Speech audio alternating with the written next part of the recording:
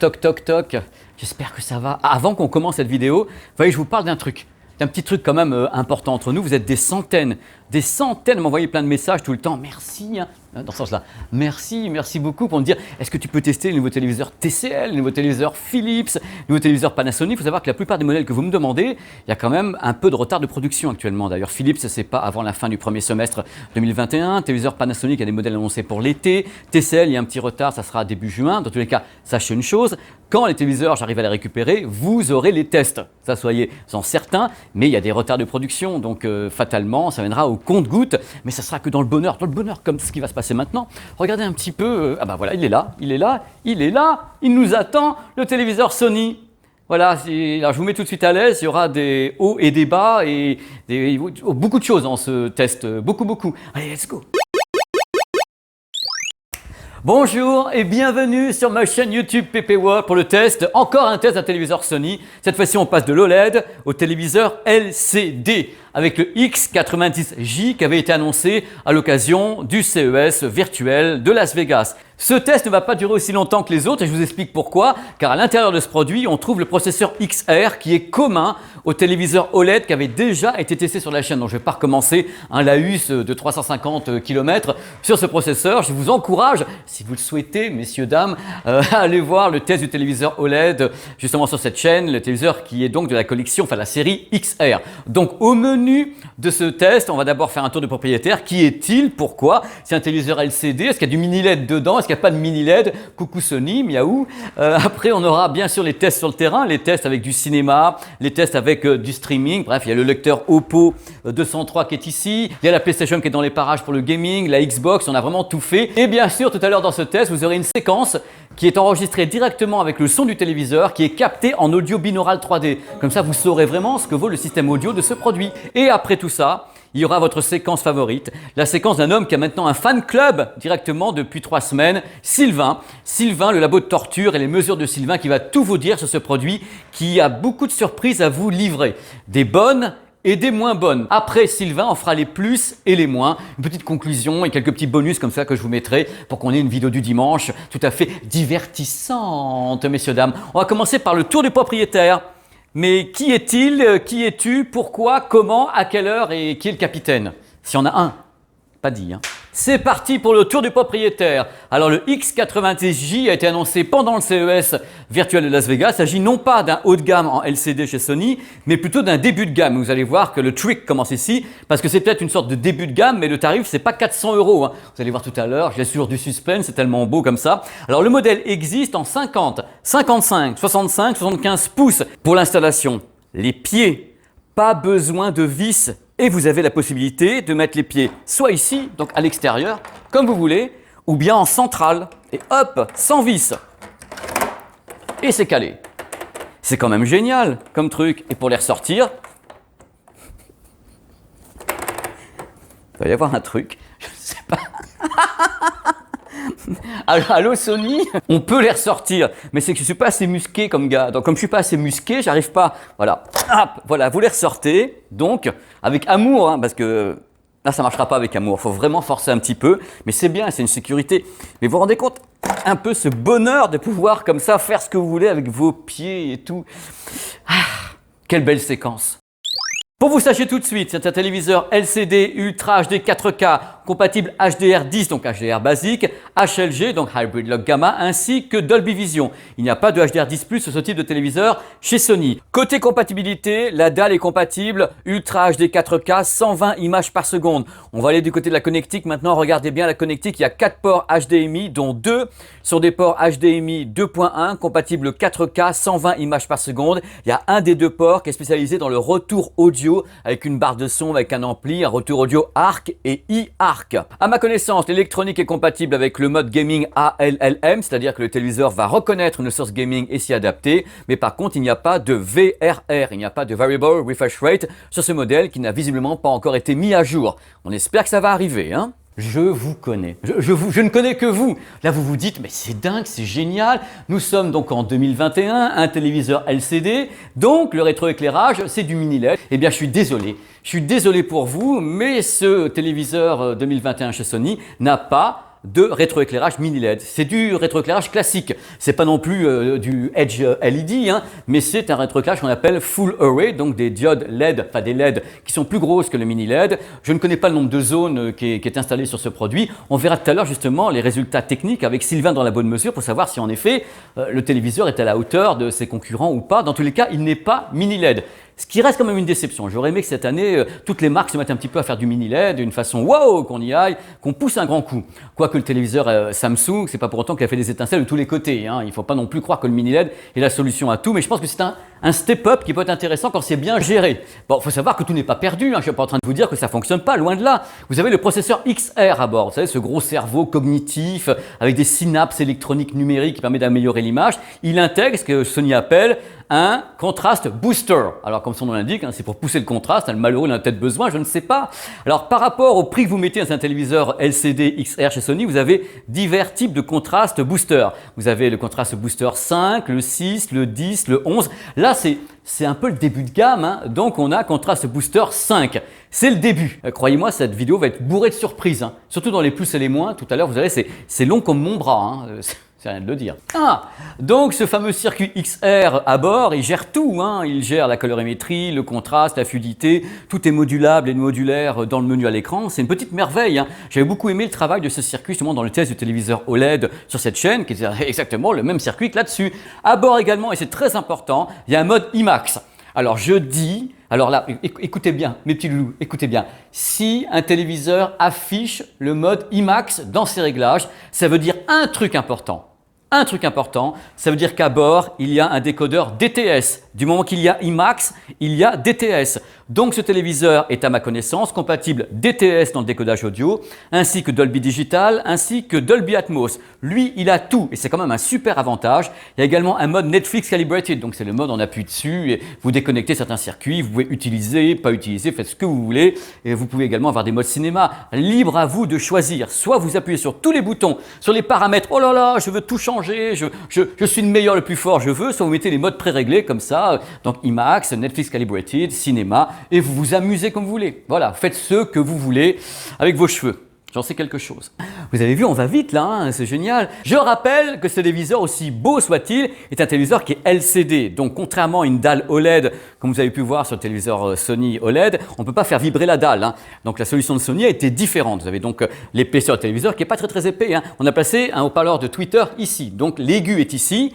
Les woofers, enfin il y en a un ici, woofer, et un ici. Donc le woofer, c'est le grave et le médium. Donc tout est basculé de tous les côtés. On a donc un système au final qui est de 2 fois 10 watts. Mais l'idée de Sony, évidemment, c'est de permettre à ce téléviseur d'avoir une spatialisation. Alors pour ça, bien sûr, il y a le cerveau XR qui permet justement de spatialiser des sons qui seront en stéréo, en 5.1, en Dolby Atmos, en DTS, qui sont spatialisés par le système. Alors côté intégration pour vous, c'est un modèle Android TV, hein. C'est de l'Android TV avec Chromecast à bord, avec Google, avec AirPlay et pour la domotique, le HomeKit qui permettra vraiment une intégration complète dans un système de domotique. On va parler des résultats sur le terrain, ce que moi j'ai vécu avec ce produit, avec des sources Blu-ray disc, avec des sources DVD, de l'Ultra HD, du streaming, du gaming. Je ne vais pas faire très long sur cette section dans cette vidéo, puisqu'on va en reparler également tout à l'heure avec Sylvain. Moi, ce que j'ai ressenti, ce sont 3 choses particulièrement. Numéro 1, une excellente colorimétrie. C'est assez ouf, c'est-à-dire que même en sortie de carton, vous mettez la colorimétrie et nickel, ça dérive pas, vous avez une très belle colorimétrie. Les trucs qui sont à mon avis un petit peu moins bons, c'est la luminosité. Je trouvais que le produit n'était pas extrêmement lumineux. Je m'attendais toujours avec du LCD, on dit voilà, le LCD, il y a un rétroéclairage, c'est du full array, vous avez comme ça les diodes LED, enfin les LED derrière qui bastonnent, et puis là, en fin de compte, on s'aperçoit que c'est assez modeste côté luminosité, ce qui fait qu'en HDR ou Dolby Vision, on n'a pas la sensation que ça pète vraiment, qu'il y ait vraiment quelque chose de très brillant, de très lumineux. C'est un petit peu modéré. Alors, autre point que j'ai remarqué, c'est qu'il n'y avait pas un gros contraste. C'est-à-dire qu'il y a un contraste qui est quand même assez moyen. Justement, Sylvain nous donnera tout à l'heure la mesure de contraste. Moi, ce que j'ai vu, c'est que c'était correct, mais qu'on n'avait pas un gros ratio de contraste. Sur les scènes sombres ou bien sur les barres cinémascope, on n'a pas franchement quelque chose qui est très vibrant côté ratio de contraste. Je sais, ce n'est pas Un téléviseur OLED, je sais très très bien. En effet, quand il s'éteint complètement, on doit arriver à un gros contraste puisqu'il éteint tout d'un coup. Mais dès qu'il y a un rétroéclairage, on sent que le contraste n'est pas formidablement élevé. Alors autre point, je peux vous dire les yeux dans les yeux, et ça, il n'y a aucun problème là-dessus. Le traitement vidéo fonctionne extrêmement bien. Ce circuit XR, qui n'est à mon avis pas meilleur que le X1 de il y a 2 ans, il fonctionne très très bien. Avec toutes les sources, l'upscale, le travail, les accès sur le menu pour tout régler, ça fonctionne super bien. Sony avec le X1 ou bien avec le XR a, à mon avis, un des meilleurs traitements vidéo actuels. C'est-à-dire que vraiment, on peut avoir une image qui est propre, qui est nettoyée, il n'y a vraiment pas de problème de mouvement, de trucs comme ça. C'est vraiment très très très bon. À moins, bien sûr, que la source que vous diffusez soit extrêmement mauvaise, vous aurez une image qui est extrêmement nette et très bien définie. Regardez les images justement de gaming qu'on a pu faire tout à l'heure avec des amis ici au stream.fr. Le gaming est extrêmement net, il y a vraiment un second plan, troisième plan, il y a des images extrêmement nettes. Mais ça manque toujours un petit peu de pêche, ça manque un petit peu de couleur quelquefois parce que le ratio de contraste n'est pas très très élevé, donc la colorimétrie quand même est un petit peu retenue aussi. Elle est bonne, elle est fidèle, mais elle est un petit peu retenue. Donc il y a toujours ce côté où le téléviseur me laisse pas un goût amer dans la bouche, c'est pas ça, mais je m'attendais à mieux. Techniquement à mieux. Donc on est sur des modèles qui sont quand même des modèles onéreux et qui ne sont pas vraiment tout à fait le début de gamme de Sony. Je sais qu'il y a encore mieux derrière avec d'autres systèmes de contraste boost qui montent à 10 ou 11 au niveau du contraste. Mais là, c'est quand même déjà un produit onéreux. Alors vous voyez l'image, moi je suis un petit peu mitigé parce que j'attends toujours tellement de choses de la part de Sony que bon, on verra tout à l'heure avec Sylvain. Dans tous les cas, on va parler d'audio maintenant. Il y a un truc important, très important, ayez confiance, à savoir concernant l'audio et qui me plaît beaucoup. Quand vous achetez un téléviseur, vous le sortez comme ça de son carton, vous le mettez dans une pièce. Le téléviseur ne sait pas du tout quelle est la taille de votre pièce, si vous avez le canapé, s'il est contre le mur, il n'en sait rien. Et pour cela, Sony a une parade. La parade, c'est d'avoir placé un micro sur la télécommande et grâce au micro sur la télécommande et grâce à une calibration automatique du téléviseur, il va savoir, grâce à des sons tests, où il est, comment est la pièce et s'adapter. C'est ce qu'on va faire maintenant. Vous êtes prêts? On va le faire ensemble, en plus enregistré en binaural. Let's go!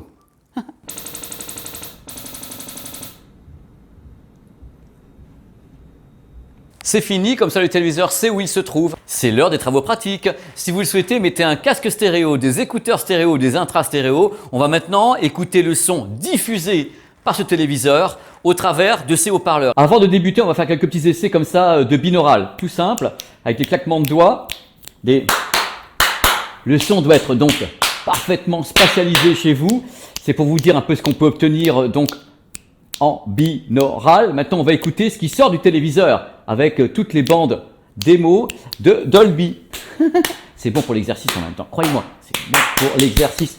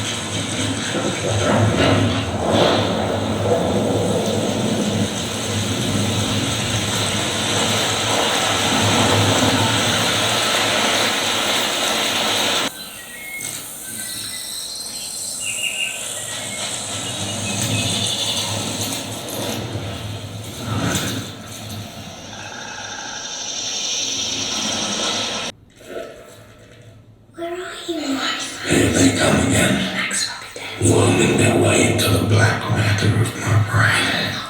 You promised to help us.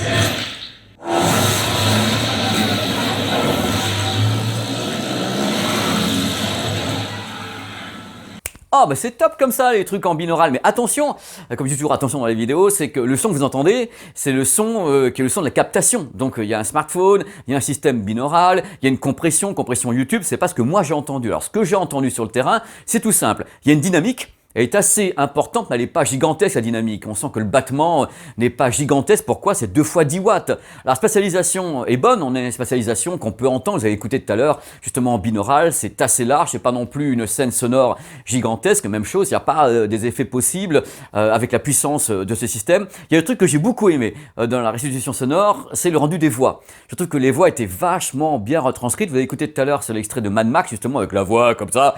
Et c'était super clair. Les voix sont très présentes. En plus, on peut jouer dans l'égaliseur, on peut aller dans les menus, on peut jouer sur les dialogues, on peut jouer sur la spatialisation, du Dolby et autres. On a beaucoup de réglages justement pour améliorer encore, suivant votre oreille, ce que vous voulez, vos desiderata, la qualité audio. Globalement, le grave n'est pas super puissant, hein. Même chose, puissance de fa 10 watts. On sent que les woofers, voilà, c'est toujours un petit peu limité sur le grave. Et l'aigu est assez propre, il n'y a pas de problème là-dessus. C'est un son que je considère comme correct. Il n'est pas exceptionnel, mais il est correct avec quelques bons petits effets. Comme ça, on n'a pas de Dolby Atmos, hein. Il n'y a pas de cheminée de tous les côtés en 3D. Oh là là, moi j'ai pas entendu ni à la captation ni quoi que ce soit, mais c'est un résultat qui est propre. Ben voilà, on vous applaudit parce que c'est lui qu'il faut applaudir. Salut Sylvain. Salut Pépé. Ça va? Ça va super et toi? Je vais super bien, t'es un fan club d'enfer. Oh. Vraiment, et puis vous avez raison de le soutenir parce que Sylvain c'est le roi de la sonde et en plus il est capable de passer comme ça téléviseur OLED, téléviseur LCD, là, regarde. The Sonde pour mesurer la latence. Et attention, je vais spoiler un petit peu avant qu'on attaque. On a introduit une nouvelle mesure extrêmement attendue, n'est-ce pas? Et on le fera tout à l'heure justement pour vous faire un peu attendre comme ça, pour que vous restiez bien avec nous. Sylvain. Je dis pas de quoi il s'agit alors. On Non, attend. On ne dit pas de quoi il s'agit, mais ça va beaucoup vous plaire. Ok. Ça va soit vous faire économiser de l'argent, soit pas. C'est ça qu'on peut dire. C'est ça. Sylvain, je suis ravi. Tu as testé donc le téléviseur LCD Sony. Et donc avec toutes tes mesures habituelles, la sonde et tout, la latence. Ouais. On va commencer par un truc qui intéresse beaucoup les gens, c'est du LCD. Alors la luminosité, c'est quoi? Le fameux pic de luminosité. Ouais, en mode expert. En mode expert, donc classique cinéma. Voilà. On obtient un pic de luminosité de 585 candela par mètre carré. C'est vrai? Oui. C'est tout? C'est ce que j'ai pu obtenir avec ma sonde. Non mais il faut savoir un truc, je découvre les mesures en même temps. Avec chaque fois avec Sylvain, le rituel, c'est qu'il me dit pas avant. Donc là, il est quand même pas très lumineux le bestiau. Pas très lumineux, effectivement. Quand on le compare au Samsung QN95A qu'on a eu la semaine d'avant, effectivement, on atteint un pic de luminosité de 1500 candela par mètre carré. Donc il est 3 fois moins lumineux que le produit Samsung avec un mode expert et moins lumineux qu'un OLED. Tout à fait. Bon, on rappellera que c'est pas du mini LED hein, qui est derrière. Je suis très surpris de tes mesures et je pense que là les gens directement doivent se dire bien. Bon alors ça c'est une luminosité en mode cinéma. Cinéma. Et tu as testé au maximum aussi. Exactement. Donc à ce moment-là on passe en mode intense, toujours en HDR et on obtient une pic de luminosité de 750 candela par mètre carré. Donc en mode intense, il est moins lumineux qu'un téléviseur OLED qu'on a testé. Voilà. À peu près. À peu près. Effectivement, on est à peu près dans les mêmes eaux. Ça, c'est fait. Donc on peut dire que le produit n'est pas très lumineux. N'est pas très lumineux, effectivement. D'accord. Alors la question suivante, il n'est peut-être pas très lumineux, ce qui après tout, ça arrive. Est-ce qu'il est très contrasté? Alors il n'est pas très contrasté non plus. J'ai obtenu un taux de contraste de 2020/1. Avec un mode... Avec toujours un mode cinéma, évidemment. Un mode cinéma, tu es à 2020/1. On rappellera qu'avec le modèle Samsung qu'on avait testé, on est à 7000, je crois. 7400, exactement. Hein? Ça s'annonce bien cette affaire, Sylvain. Donc on résume. Pas très lumineux, après tout, so what. Il n'est pas super contrasté. Par contre, il y a un truc que je m'aperçois depuis tout à l'heure, c'est que le système anti-reflet a l'air de bien fonctionner sur ce produit. Oui, il est assez performant, effectivement. Il est nettement plus performant que sur le LG E9. Voilà. Donc déjà, il y a ça. La dalle anti-reflet fonctionne bien. Alors après, on va parler peut-être un petit peu, je sais pas, mais le gaming actuellement est important sur ce type de produit. Oui. Ouais. Surtout avec les nouvelles consoles de jeux. Voilà. L'année des téléviseurs gaming. Donc là, ce produit n'est pas VRR. Non, toujours pas. On attend les mises à jour. Il est ALM. C'est dur à dire, hein. Le ALLM. Des mecs ont trouvé ça, c'est ALLM. Donc il est reconnu sur ce gaming déjà. Ouais, pas de souci, effectivement.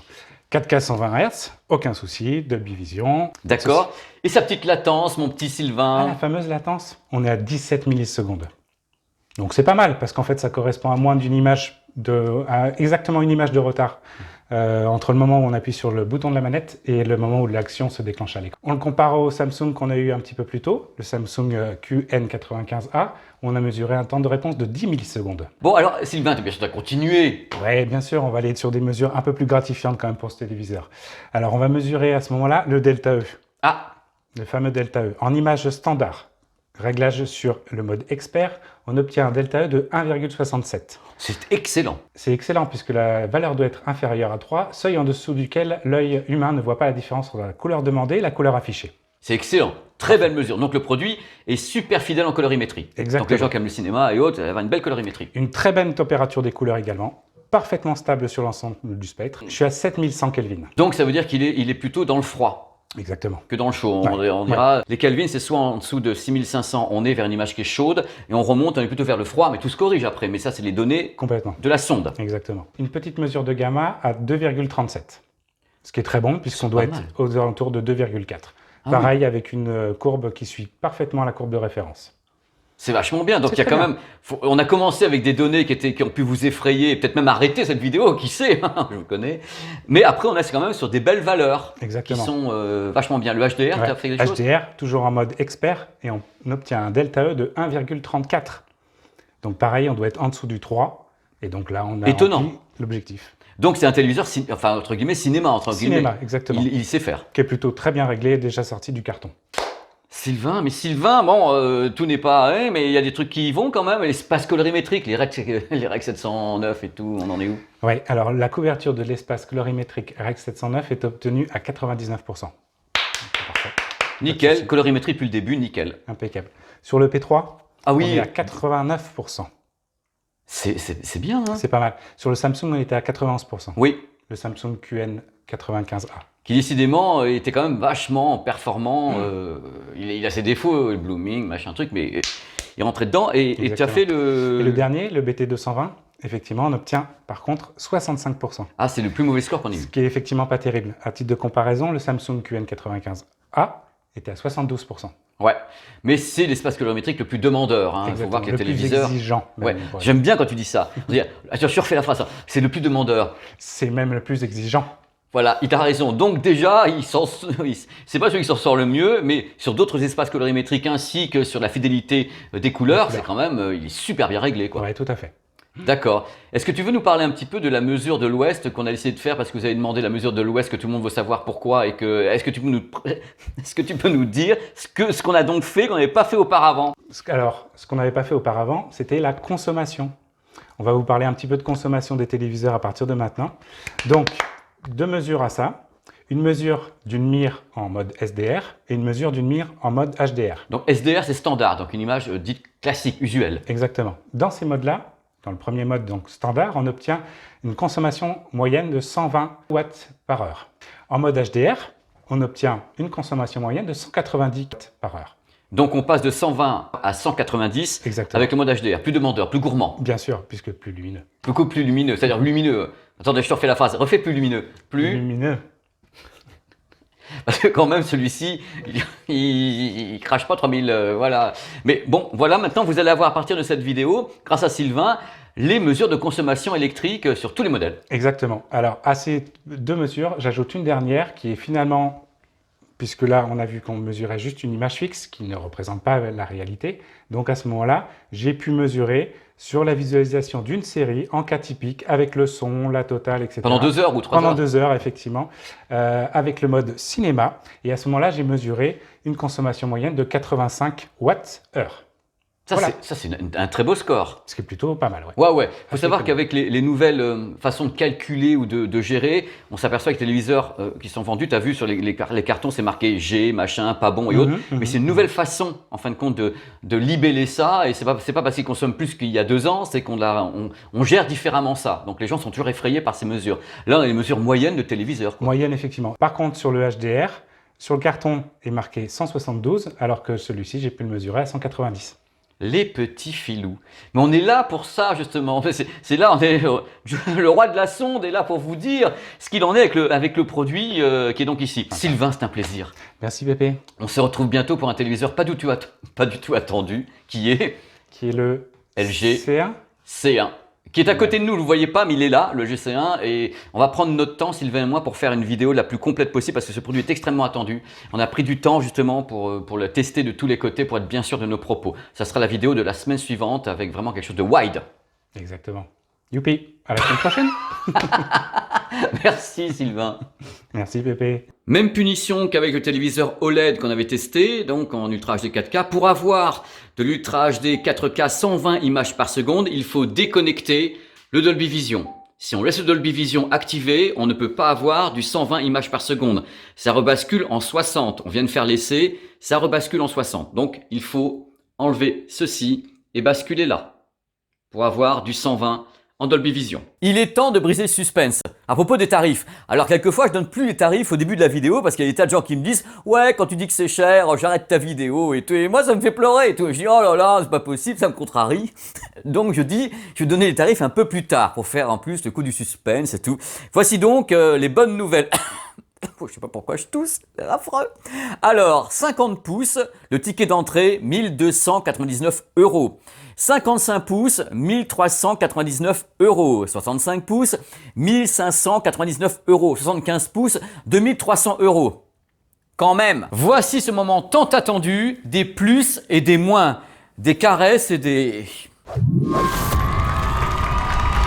La conception générale, la qualité de fabrication, un produit extrêmement bien fini. La qualité du processeur XR. Le système anti-reflet n'est pas mauvais, c'est-à-dire que c'est pas non plus extraordinaire, mais j'ai vu des téléviseurs qui faisaient bien pire. Bien pire. Excellente valeur de colorimétrie. La compatibilité HDR10 et Dolby Vision. Le service de streaming Bravia Core intégré à toute la gamme XR pour 2021. Très bon résultat en gaming, en 120 fps. L'écosystème Android TV, Google TV avec Chromecast à bord. AirPlay compatible également, ainsi que la gestion domotique signée HomeKit. Décodage du DTS. Décodage du Dolby Digital Plus, décodage du Dolby Atmos, tout est à bord. Pas de problème avec la HDMI eARC, on peut récupérer tous les flux audio vers des barres de son ou des amplis. Ça fonctionne très très bien. Les modes pré-réglés Netflix Calibrated ainsi que IMAX Enhanced. Un truc que j'ai bien aimé sur ce téléviseur, c'est qu'il y avait assez peu de blooming. Alors le blooming sur le LCD, c'est quand vous avez des lettres blanches sur fond noir avec un halo. Vous voyez à l'écran le blooming. Il y avait assez peu de blooming. Les pieds qu'on peut mettre soit sur les bords, soit au milieu, mais c'est génial, j'adore. Le prix, le ticket d'entrée en 50 pouces, c'est quand même 1300 €. Alors aux environs de 1300 €, on commence à trouver des téléviseurs OLED de l'année dernière, même des C10. Donc il faut justifier un tarif pour un téléviseur LCD qui en 2021 n'a même pas de rétroéclairage mini LED et qui a quelques lacunes. Vous avez vu avec Sylvain, le produit n'est pas non plus wow. Donc c'est un petit peu cher, je trouve. À vous de me dire après dans les commentaires. Le tarif va jusqu'à 2300 € pour le 75 pouces. La luminosité pour un produit LCD. Le ratio de contraste que je trouve assez moyen. 1300 € le ticket d'entrée et la télécommande n'est pas rétroéclairée. Coucou les gamers, ce téléviseur n'est pour le moment pas compatible VRR. Ça sera peut-être dans une mise à jour, ça tombe bien, c'est comme la PlayStation 5 qui n'est pas non plus compatible VRR. Il faut savoir qu'il y a 4 ports HDMI et uniquement 2 de ces ports sont compatibles 4K 120 fps en ALLM. Donc sur ce coup-là, Sony fait moins bien que la concurrence. En effet, les modèles testés sur la chaîne, les modèles Samsung ainsi que les modèles LG ont tous les ports HDMI Ultra HD 4K 120 images par seconde et ils sont tous compatibles ALLM et VRR. On attend donc les mises à jour pour la PlayStation, pour ces produits, pour qu'on ait la totalité des performances proposées par la HDMI 2.1. Je vous l'ai dit tout à l'heure dans les résultats images, le téléviseur délivre une belle image, mais on a toujours l'impression qu'il y a une sorte de voile très léger, un voile un petit peu gris, parce que tout simplement il n'y a pas assez de contraste, donc il n'y a pas assez de noir. On a l'impression qu'il y a toujours ce côté un petit peu grisé. Globalement, le système audio manque un peu de grave, ça manque un peu de corps, on sent que c'est assez limité dans le bas spectre. Pas de HDR10+, ça peut peut-être devenir problématique dans les années à venir, j'en sais rien. Voilà, c'est terminé. Comme vous avez vu au travers des propos de Sylvain ou de moi-même avec les démos et tout ça, c'est un téléviseur qui est loin d'être mauvais. C'est pas ça le truc, il est quand même un petit peu onéreux pour un produit LCD. Le ticket d'entrée est quand même un petit peu cher et tout n'est pas parfait. Il y a des bons points, il y a des mauvais points, des très mauvais points. Vous avez tout dans la vidéo qui permet justement de connaître mieux la personnalité de cette bestiole derrière. Dans tous les cas, je suis très heureux d'avoir fait ce test, ça me fait super plaisir. Il est comme toujours très tard ici au stream.fr, donc c'est le moment où je me libère un petit peu parce que je sais que le travail est terminé et je me sens un petit peu libéré. Dans tous les cas, vous avez 4 tests de téléviseurs en ligne. ils sont tous un petit peu onéreux, voire très onéreux, mais attention, ça ne va pas durer, hein. Il va y avoir des modèles qui seront moins onéreux qu'on va tester, on va descendre dans des tarifs, hein. Je vais essayer de vous faire des modèles à 600, 700 €, même un peu moins si je peux avec Sylvain. On va essayer de trouver des choses à faire sur tous les téléviseurs qui vont sortir dans les 6 mois à venir. Là, c'est que le début. Là, je prends les premiers téléviseurs qu'on me prête pour travailler avec, parce que ce sont en même temps des références que vous m'avez demandé, tous ces téléviseurs, vraiment, dans les commentaires, c'est test, vas-y Pépé. Donc là, on a pris vraiment le maximum de choses qui étaient demandées par la communauté, mais il y aura plein de trucs à venir. Il y a tellement de projets sur les téléviseurs, sur les 6 mois devant nous, que ça va être juste oufissime. Ça va être vachement bien. Donc je vous remercie. Oh là là, je fatigue moi, parce que je suis avec le gimbal comme ça. Vous allez tout savoir. Oh, comme ça. Voilà. Je fatigue. Dans tous les cas, merci beaucoup. Merci beaucoup d'avoir regardé ce test sur cette chaîne YouTube. Ça me fait super trop plaisir. Donc la semaine prochaine, il y aura plein d'autres trucs qui sont prévus. Il y a un autre test très important, que je vous l'ai dit, qui va se pointer dimanche prochain.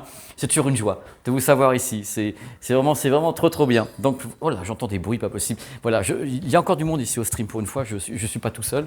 Et je vous dis à très vite sur la chaîne YouTube. N'hésitez pas à vous balader parce qu'il y a plein de trucs partout. N'hésitez pas à utiliser la recherche par mots-clés. Je vous mets à l'écran la façon de le faire. Si vous êtes surtout sur ordinateur, c'est très facile à faire. Vous rentrez les mots que vous voulez trouver, LG, téléviseur, reportage, et vous avez toutes les vidéos qui s'affichent. Comme ça, vous pouvez vous balader sur la chaîne. Parce que quand même, je me suis rendu compte d'un truc de ouf. Il y a quand même plus de 500 vidéos ou un truc comme ça.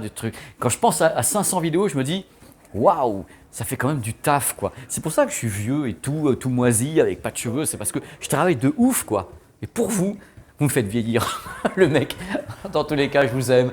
Et je vous dis à très vite sur cette chaîne YouTube. Voilà, c'est un final. Je vais vous faire un truc 360 degrés aussi. Oh, allez, ciao. Bye.